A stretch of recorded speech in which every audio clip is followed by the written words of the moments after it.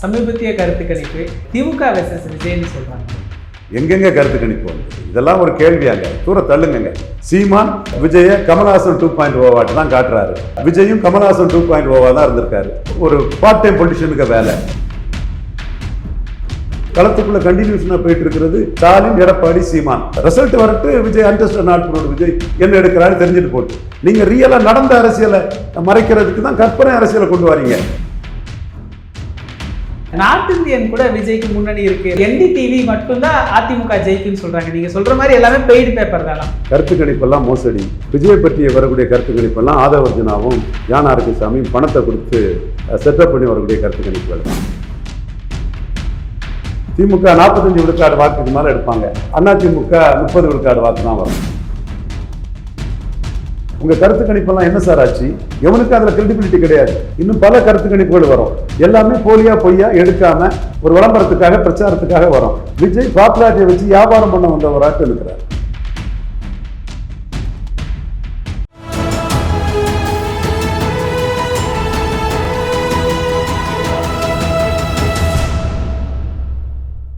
தமிழகம் நேயர்களுக்கு வணக்கம். இன்று நம்மிடையே அரசியல் விமர்சகர் திரு ரவீந்திரன் துரைசாமி அவர்கள் இணைந்துள்ளார். சார் வணக்கம். சார் வணக்கம் தம்பி. எப்படி இருக்கிறீங்க சார்? நல்லா இருக்கும் தம்பி. தேர்தல்னாலே கருத்து கணிப்பு தான். சமீபத்திய கருத்து கணிப்பு திமுக வெர்சஸ் விஜய்னு சொல்றாங்களே, எங்கெங்க கருத்து கணிப்பு வந்தது? இதெல்லாம் ஒரு கேள்வியாங்க. தூர தள்ளுங்க. விஜய்க்கு மே 4ஆம் தேதி என்னன்னு தெரிஞ்சு போகும். கருத்து கணிப்பு எல்லாமே ஏட்டு சுரக்காங்க. சீமான் விஜய கமல்ஹாசன் 2.0 வாட்டு தான் காட்டுறாரு. விஜயும் கமல்ஹாசன் 2.0 தான் இருந்திருக்காரு. கட்சி ஆரம்பிச்சு விக்கிரவாண்டி ஈரோடு கிழக்கில் நிற்கல. அது ஒரு பார்ட் டைம் பொலிட்டிஷியனுக்கு வேலை.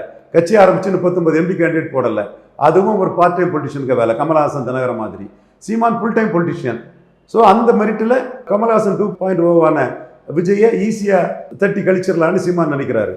நீங்கள் எடப்பாடியை சீமான் சமூக நீதி பாதையில் பலையினப்படுத்துவதை மறைக்கிறதுக்கு போலியான விஜயை கொண்டு வச்சு அதை மறைக்க பார்க்குறீங்க. விஜய் வரட்டு 2026 மேல என்னன்னு தெரியட்டு. இப்போ களத்துக்குள்ள கண்டினியூஷனாக போயிட்டு இருக்கிறது ஸ்டாலின், எடப்பாடி, சீமான். இதில் சீமான் எடப்பாடியை பலையினப்படுத்துறாரு. இதை மறைக்கக்கூடிய ஹிண்டு ராமகிருஷ்ணன், இன்டெலக்சுவல் டிஸ்ஆனஸ்ட் ஹிண்டு ராமகிருஷ்ணன் கொடுத்த அனுப்புங்கயா அவர்கிட்ட. Intellectual dishonest man Hindu Ramakrishnan Ravindran சொல்றாரு. சீமான் எடப்பாடியை பலையினப்படுத்தி வளர்றாதுங்கிறத ஹிண்டில் மறைக்கிறாரு. இது ஒரு அறிவு நாணயமற்ற செயல்னு ஓங்கி தலையில கொட்டுறாருங்கிறத சொல்லுங்க. இதை மறைக்கக்கூடிய அளவுக்கு விஜய் பேசுறத நான் ஏற்றுக்கல, எதிர்க்கிறேன். ரிசல்ட் வரட்டு Vijay understand not proved. Vijay என்ன எடுக்கிறாரு தெரிஞ்சுட்டு போட்டு நீங்க ரியலா நடந்த அரசியலை மறைக்கிறதுக்கு தான் கற்பனை அரசியலை கொண்டு வரீங்க.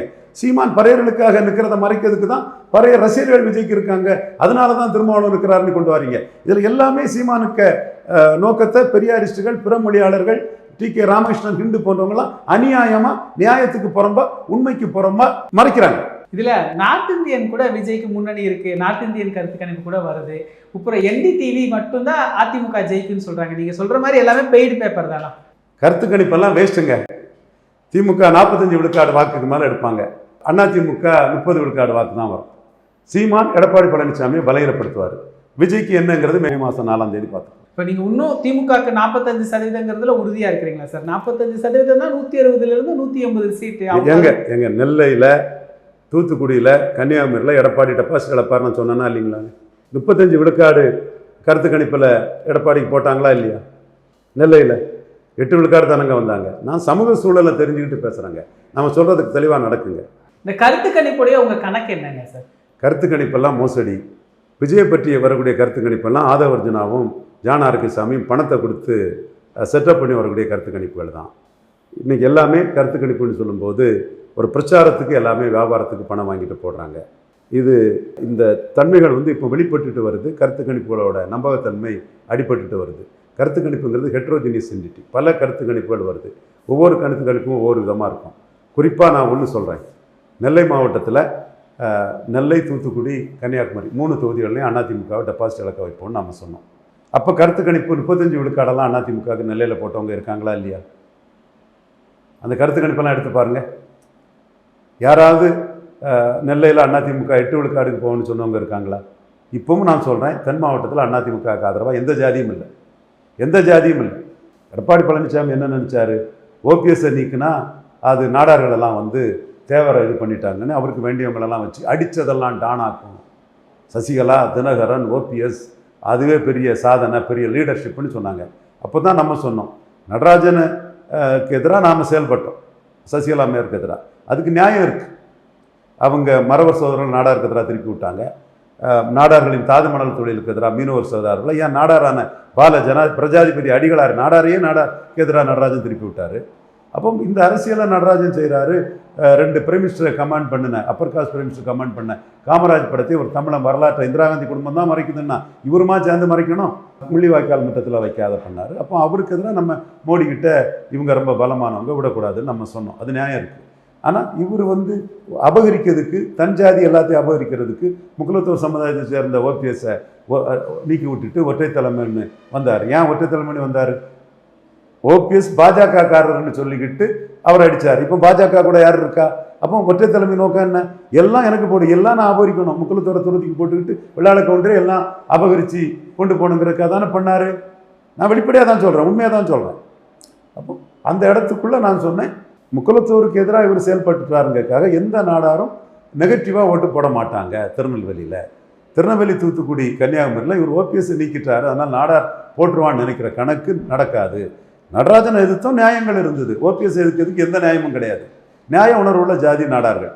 இந்த இடத்துக்குள்ளே இவர் நெல்லை, தூத்துக்குடி, கன்னியாகுமரியில் டெபாசிட் இழப்பாருன்னு தேர்தலுக்கு முன்னாடி நான் டிக்ளேர் பண்ணினேன். அது இன்னொரு பர்சனலாக ஐயர் நாடாரை என்ன செய்ய முடியும்னு தம்பி மிதுன் பழனிசாமி சொன்னதுக்கு, ஐயருங்கிறது சத்திரன் குருமூர்த்தி, நாடாருங்கிறது என்ன, அதுக்கு நான் பதிலடி கொடுக்காதான் நம்ம பண்ணணும். உங்கள் கருத்து கணிப்பெல்லாம் என்ன சார் ஆச்சு? தினத்தந்தியில் கருத்து கணிப்பு சீமானுக்கு 4 விழுக்காடு போட்டான், 8 விழுக்காடு வந்தார் சீமான். எடப்பாடியை 15 விழுக்காடுக்குள்ளே நிறுத்துவேன்னு சொன்னேன், 30 விழுக்காடு எடப்பாடிக்கு போட்டான் தினத்தந்திக்காரன். 20 வந்தார் எடப்பாடி பழனிசாமி.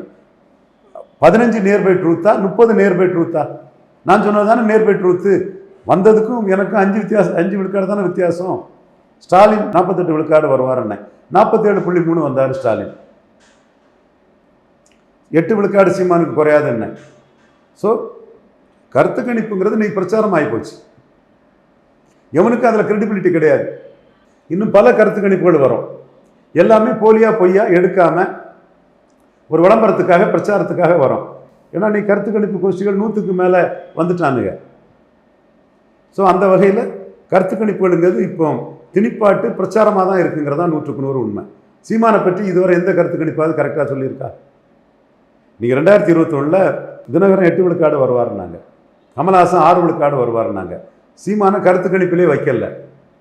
சீமான் 6.5 வந்தார், தினகரன் 2.5 ஆயிட்டார், கமல்ஹாசன் 2.5 போயிட்டார். கருத்து கணிப்பில் வந்தவங்க 2.5க்கு போயிட்டாங்க, 8-6ன்னு சொல்லப்பட்டவங்க. கருத்து கணிப்பில் களத்தில் இடம்பெறாத சீமான் 6.5 வந்தார். ஸோ கருத்து கணிப்புங்கிறது இப்போ மார்க்கெட்டிங், பிராண்டிங். 10 கோடி ரூபா கொடுத்து விஜய் அதுக்குன்னே ஆள் வச்சிருக்கிறாரு. விஜயோட மைனஸாக நான் சொல்கிறது, அவர் பார்ட் டைம் பொலிட்டிஷனாக ஆகிட்டார். கமல்ஹாசன் 2.0 ஆகிட்டார். கட்சி ஆரம்பிச்சுட்டு லெட்டர் பேடாக நின்னார், இடைத்தேர்தலில் நிற்காமல் லெட்டர் பேடாக நின்னார். கடை விரித்தியன் கொள்வார்கள்னு கூட்டணிக்காக எதிர்பார்த்தார், யாரும் கூட்டணிக்கு வராதனால ஷெரீப்பு, முஸ்தபா, ஜெகநாத் மிஸ்ரா 3 பேரை கூட்டணி கட்சி வச்சுருக்காரு. கூட்டணி கட்சியை மோசடியாக அவருக்கு சீட்டு மாதிரி அனௌன்ஸ் பண்ணுறாரு. ஸோ இதெல்லாம் விஜய் போலரைசேஷனில் வடக்க நான் ஸ்டார்டர் ஆவார். இந்த மாதிரி கமல்ஹாசன் 2.0, காளான், மின்னல், தற்காலிகம், ஒரு பார்ட் டைம் பொலிட்டிஷனுங்கிறது மக்களோட நம்பிக்கை இழக்கிறது. இதில் கமல்ஹாசன் 2.0 தான் விஜய் முடிவாருங்கிறது என்னோட கருத்து. பட் அன்டெஸ்டட் நாட் ப்ரூவ்டு, பலம் நிரூபிக்கூடிய எல்லாத்துக்குமே ஒரு வாக்குவரி உண்டு. இவருக்கு என்ன உண்டுங்கிறத 26 மே மாதம் ரிசல்ட்டில் பார்த்துக்கணும். 234 கேண்டிடேட் போட்டதில் சீமானை தான் பாதிப்பார், சீமானோட வாக்கை தான் விஜய் எடுப்பாருன்னு சொல்கிறாங்களே. சீமான் விஜய் கம்பாரிசன் சீமானுக்கு லாபம். சீமான் பரையர் தேவேந்திர குல வேளாளருக்கு 5 விழுக்காடு உயர்த்தி கொடுக்கணுங்கிறாரு. விஜய் அதில் வளமும் போகலை, இடமும் போகலை. சினிமாவை வச்சு பரையரும் தேவேந்திர குல வேளாளரும் ஓசியில் ஓட்டு போடுவான்னு தப்பாக நினைக்கிறாரு. சீமான் தான் முத தமிழக அரசியல் களத்துக்குள்ளே பரையர் கம்யூனிட்டியை ஓப்பனாக பேசி, ஒரு பேக்கிங் கம்யூனிட்டிங்கிற அரசியலுக்குள்ளே ஓப்பனாகிட்டே பேசி வர ஆரம்பிச்சிட்டாரு. 5 விழுக்காடு பரையர்களுக்கும் தேவேந்திர குல வேளாளருக்கும் உயர்த்தி கொடுங்க, இதற்கு வன்னியர்களும் முக்குலத்தோரும் ஆதரவு கொடுங்க தமிழர்களாட்டுன்னு அவர் குரல் எழுப்ப ஆரம்பிச்சிட்டாரு. அப்போ அவர் பரையர்களை பேக்கிங் கம்யூனிட்டி ஆட்டு முன்னெடுக்கிறதுக்குள்ள அரசியலை சீமான் செய்கிறார். ரெட்டமலை சீனிவாசன், ஐதிதாச பண்டிதர், MC ராஜா இவங்களுக்காக 30 விழா பரையர் கம்யூனிட்டியை ஓப்பனாட்டே ஒரு அங்கீகாரம் பெற்ற ஒரு கட்சி, பொதுத்தள கட்சி முன்னிறுத்தி அந்த 30 விழா நடத்துகிறாங்க. தமிழ் பெரியார்கள் இவங்க தான் எனக்கு பெரியாருன்னு அதை அடிக்கிறார். அவருக்கு கருத்து மொழி ரீதியாக அதை அடிக்கிறாரு. தென் பஞ்சமர நல மீட்பு, அதுக்கு நான் தெளிவாக அனுப்புகிறேன். அப்படின்னு பஞ்சமல மீட்புக்கு திமுக அதிமுக இதுவரை எதுவும் திரும்ப தூக்கி போடலன்னு பஞ்சமல நில மீட் பண்ணும் அதுக்காக தியாகம் பண்ண தாமஸ் போன்ற பறையர் சமூக தியாகிகளையும் அவர் முன்னெடுத்து தன்னோட அரசியலை பண்ணுறாரு. தாளமுத்து நடராசன் அவர் சொல்றது கிடையாது, நடராசன் தாளமுத்துன்னு தான் சொல்லுவார். ஓபிசி பார்ட்டியான திமுக அதிமுக தாளமுத்து நடராசன் தான் சொல்லுவாங்க. தாளமுத்து நடராசன் மாளிகை தான் வச்சிருக்காப்புல. சீமான் நடராசன் தாளமுத்துன்னு தான் சொல்லுவார். ஒன்னையாட அடிக்க சொன்ன பறையதான அடிக்க சொன்னோன்னு அந்த களத்துக்குள்ள இருக்கிறாரு. ஆதி தமிழர் வெல்லாது மீதி தமிழர் வெல்ல முடியாதுன்னு நிறைய பொது தொகுதிகளில் பறையர்களை போடுறாரு. அப்போ இந்த இடத்துக்குள்ள அவர் முன்னெடுத்த அரசியலில் தான் திமுக கழகமே 2 பறையர்களுக்கு மந்திரி பதவி கொடுத்து உயர்கல்வித்துறையை கோவி செழியனுக்கு கொடுக்குறாங்க. அப்போ இந்த அரசியலில் சீமான் வன்னியர் பறையர் ஒற்றுமைன்னு வீரப்பன் கொள்ளக்காரம்னா கருணாநிதிக்கும் ஜெயலலிதாவுக்கும் என்ன பேருன்னு சொல்லி வீரப்பன் என்கின்ற நீ இப்போ சரின்னு எடப்பாடி சொல்லிடுவாங்களாம் கேட்டு ஒரு வித்தியாசமான அரசியலை முன்னெடுக்கிறாரு. அதில் பறையர் கம்யூனிட்டியை தனக்கு பேக்கிங் கம்யூனிட்டியாட்டு கொண்டு வரணுங்கிற ஒரு வியூகத்தை சீமான் முன்னெடுக்கும் போது சீமான் பணம்பால் தென்னம்பால் பிராண்டி விஸ்கியை மூடணுங்கிறாரு. விஜய் பாட்டலுக்கு 10 ரூபா சொல்கிறாரே தவிர பிராண்டி விஸ்கி மூடுறதை பற்றி ஒன்றும் சொல்லலை. இலவசங்கள் தொடர்பாக விஜய் 2 கட்டானா இருக்கிறாரு. சீமான் இலவசங்கள் நாட்டுக்கு காட்டினு ஓங்கி அடிக்கிறாரு. அப்போ இலவசங்கள், பிராண்டி விஸ்கி, பறையர் தேவேந்திரகுல வேளாளர், தமிழிலிருந்து வந்ததான் தெலுங்கு மலையாளம் கன்னடம்ங்கிறது, இப்படி ஒவ்வொரு இஷ்யூவிலையும் பெரியார் எதிர்ப்பு, திராவிட எதிர்ப்பு. சீமான் தெளிவாக நான் தான் உண்மையான மாற்றுன்னு அவர் தெளிவாக நிற்கிறார். விஜய் பாப்புலாரிட்டியை வச்சு வியாபாரம் பண்ண வந்தவராட்டு நிற்கிறார். ஸோ இதுதான் கமல் சீமான் கம்பாரிசன். 1.1 இருந்த சீமான 8.2 கொண்டு போன மாதிரி விஜய் சீமான் கம்பாரிசனும் சீமான் பறையர்களுக்காக நிற்கிறாரு, தேவேந்திரகுல வேளாளருக்காக நிற்கிறாரு, தமிழுக்காக நிற்கிறாரு, கோனூருக்கு கோன்கோட்டை கோனார் கோட்டைன்னு நிற்கிறாரு. சீமான் பாராளுமன்ற கட்டடத்தில் ஏன் தமிழ் இல்லைன்னு கேட்குறாரு. இப்படி பிராமணர்கள் 6 கேண்டிடேட்டை போடுறாருன்னு சீமானை பற்றிய அந்த இமேஜ் வளையம் பெருசாக மக்கள் மத்தியில் கொண்டு சேர்க்குது. அது சீமானுக்கு பெரிய லாபத்தை கொடுக்குது. நேற்று தினத்தந்தி ஹெட்டிங், இன்று வேட்புமனு தாக்கல் பண்ணவங்க ஸ்டாலின் பலம் நிரூபிக்காத விஜயை பாப்புலாரிட்டியை வச்சு 2வது போடுறான் தினத்தந்தி. அங்கீகரிக்கப்பட்ட கட்சி சீமான 3வது போடுறான். சப்போஸ் விஜய்ங்கிற கேரக்டர் வரலன்னா சீமான் வேட்புமனு தாக்கல் பண்ணதே வராத. புரியுதா உங்களுக்கு? அப்போ விஜய் சீமான் கம்பாரிசன் சீமானுக்கு லாபம். விஜய் சீமானுக்கு அனுகூல சத்துரு. சீமான் பறையர்களுக்காக நிற்கிறாரு, கோனார்களுக்காக நிற்கிறாரு. சீமான் தெளிவாக எடப்பாடியை பலகீனப்படுத்திட்டு இருக்கிறாரு. சீமான் களத்தில் நின்று விளையாடுறாரு. சீமான் சாய்ஸ் ஆட்டு 214 கொள்கை வீரர்களை கேண்டிடேட்டாக போட்டார். சீமான் இலவசங்களை எதிர்க்கிறாரு. சீமான் கல்லுக்காக நிற்கிறாரு, பிராண்டி விஸ்கிக்கு எதிராக இருக்கிறாரு. சீமான் பெரியாரை எதிர்க்கிறாரு. 6 பிராமணர்களை கேண்டிடேட்டாக போடுறாருன்னு இந்த எவ்வளோ விஷயமும் மக்கள் மத்தியில் சீமானுக்கு சாதகமாக சென்று அடைகிறதுக்கே விஜய் தான் காரணம். ஸோ சீமான் விஜய்க்கு நன்றி தெரிவிக்கணும். இந்த வகையில் இன்னும் சொல்ல போனால் சீமான் பரப்பன் அக்ரஹார சிறையில் சசிகலா மேலே கொல்ல சதினார். தினகரன் அப்போ ஒன்றும் பேசலை. அதனால தான் தினகரன் 2.5க்கு போயிட்டாரு. சீமான் 6.5க்கு போல்டா இருக்கிறான். ஃபார்ச்சூன் ஃபேவர்ஸ் பிரேவ்னு சீமான் போல்டா அதில் ஏறி வந்தார். அதே மாதிரி ஜனநாயகன் படத்துக்குள்ள பாதிப்பை விஜய் பேசிட மாட்டார், சீமான் நாளைக்கு பேசலாம். அப்போ சீமான் போல்டுன்னு விஜய் போல்டு இல்லை, தினகரன் சசிகலாவுக்கு ஆதரவாக பேசலை, சீமான் தான் பேசினார்னு வாக்கு வங்கி ஏறின மாதிரி விஜய் சொதப்பலாக இருக்காரு, 2 கட்டானா இருக்காரு, வலமும் போகலை இடமும் போகலை. சீமான் சொன்னாரா இல்லையா, தம்பி நீ பலம் நிரூபிக்காதவன், விஜயகாந்தாவது பலம் நிரூபித்தவர், மக்கள் நல கூட்டணி ஒன்று அமைச்சார், பலம் நிரூபிக்காத ஒன்றால் கூட்டணி அமைக்க முடியாதுன்னு விக்கிரவாண்டி முடிஞ்சது சீமான் சொன்னாரா இல்லையா? அப்போ அதுதானே நடக்குது. அப்போ இந்த இடங்கள்லாம் விஜய் சந்தர்ப்பாத அரசியல் பண்ணார். பலம் நிரூபிக்காமலே கூட்டணியில் சேர்ந்து 50 சீட்டு வாங்கி 40 ஜெயித்தரலான்னு பார்த்தாரு. விஜய் சந்தர்ப்பாத அரசியல் பண்ணார். பலம் நிரூபிக்காமலே கூட்டணிக்கு ஆள் வரவான்னு நினச்சாரு. சீமான் தான் கரெக்டாக சொல்லி இன்றைக்கி 214 கஷ்டப்பட்டு ஆளை தேடி பிடிச்சி வலை வீசி போட வேண்டிய நிலைமைக்கு விஜய் வந்துட்டாருங்கிறதெல்லாம் அந்த கம்பேரிசன் சீமான பெரிய அளவுக்கு உயர்த்தும். ஊடகங்கள் மறைச்சாலும் சமூக வலைத்தளங்கள் மூலமாக நாம் தமிழர் தம்பிகள் அந்த உண்மையை கொண்டு சீமானை பெரிய அளவுக்கு உயர்த்துவாங்க. அது பொறுத்திருந்து பாருங்கள். கமல் சீமான் கம்பேரிசன் மாதிரி தான் விஜய் சீமான் கம்பேரிசனும். விஜய் சீமானோட அனுகூல சத்துரு. நிகழ்கால அரசியல் குறித்து பல தகவல்களை பகிர்ந்து கொண்டதுக்கு நன்றிங்க சார். இதே போன்று நிகழ்கால அரசியலின் சாரம்சங்களை அரசியல் ஆளுமைகளின் நேர்காணல் வழியே தொடர்ந்து காண தமிழ் நிறம் வலையொலியை சப்ஸ்கிரைப் செய்யுங்கள். தங்களின் மேலான கருத்துக்களை கருத்துளை பெட்டியில் பதிவிடுங்கள். நன்றி, வணக்கம்.